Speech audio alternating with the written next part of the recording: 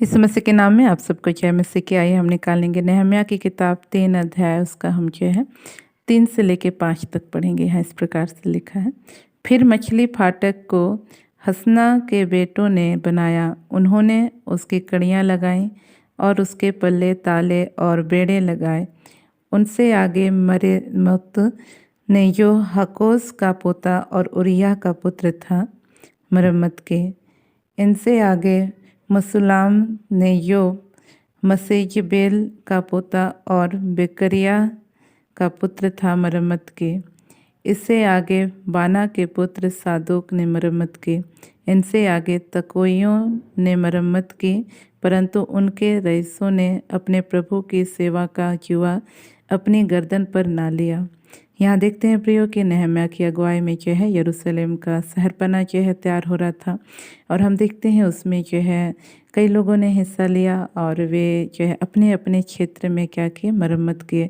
लेकिन कुछ ऐसे लोग थे जो रईसों ने, कहता है यहाँ पे, परंतु उनके रईसों ने अपने प्रभु की सेवा का जुआ अपनी गर्दन पर ना लिया, कहता है। तो हम यहाँ पे देखते हैं कि कुछ ऐसे लोग थे जिन्होंने क्या किया, उस काम को करने से इनकार किया। उनके पास ताकत थी, उनके पास सामर्थ थी, वे गरीब नहीं थे लेकिन रईस लोग थे।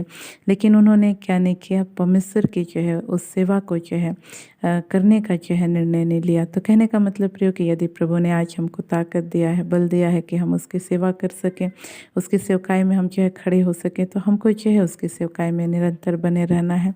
कभी भी जो है अपनी सेवकाई से पीछे नहीं हटना है, क्योंकि हम जानते हैं कि आज हमारे जो भले काम है वही हमारे लिए एक बड़ी आशीष का कारण जो है भविष्य में ठहरेंगे, और जो है हमारे जीवन को उस अनंत काल की जो है मृत्यु में जाने से बचाएंगे। इसलिए आज हमको चाहिए कि प्रभु ने जो कुछ हमारे हाथों में सौंपा है उसमें हम जो है अंत तक बने रहें। इन वचनों के द्वारा परमेश्वर हम सबको आशीषित करें। हम अपनी आंखों को बंद करेंगे, छोटा सा प्रार्थना करेंगे। Praise the lord. प्रभु जी, आपके नाम की स्तुति, आपके नाम की प्रशंसा करते हैं, आपको धन्यवाद करते हैं प्रभु जी हर एक बातों के लिए।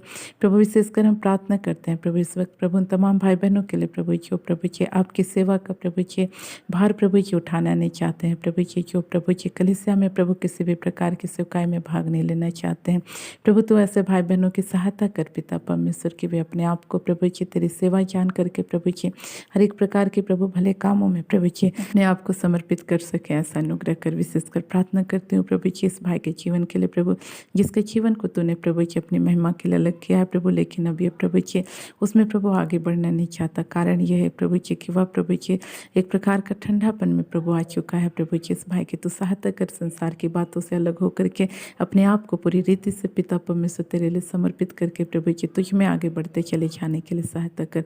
प्रभु मैं इस वक्त उन तमाम भाई बहनों के लिए प्रार्थना करती हूँ जो पिता परमेश्वर हाँ प्रभु आपकी सेवकाई में प्रभु जी आगे बढ़ना नहीं चाहते, जहाँ तक उन्होंने आया है प्रभु अब उससे आगे नहीं जाना चाहते।